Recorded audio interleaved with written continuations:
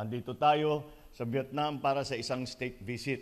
Ang Vietnam ay isa sa pinakamahalagang bansa na kaagapay natin dito sa Timog Silangan Asya at natatanging strategic partner ng Pilipinas sa ASEAN.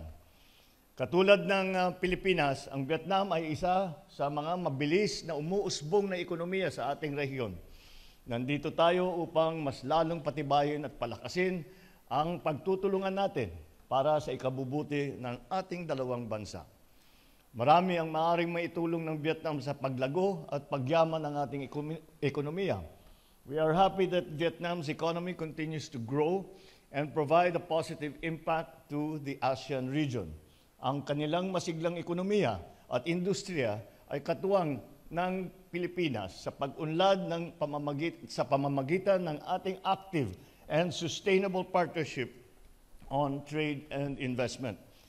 Ang pinakamalaki lagi nating inaasahan pagka tayo ay nagkukulang ng bigas sa Pilipinas ay ginalapitan natin lagi ang Vietnam. Ngayon, pinapatibay na natin, sana yung produksyon natin ay dahan-dahang aakyat, o wag na dahan-dahang maaakyat agad.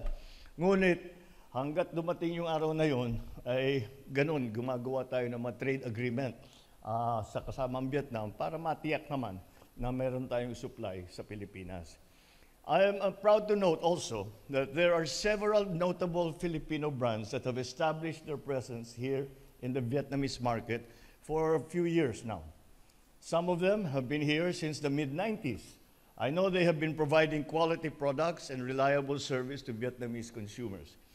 Ang aking pagbisita ngayon sa Vietnam ay isang magandang pagkakataon para makahanap pa ng mas maraming investment dito sa bansa, mapanatili ang ating magandang relasyon pangkomersyo at mapagigting ang ating pakikipag-ugnayan na politikal, seguridad sa bahaging ito sa Timog Silangang Asya.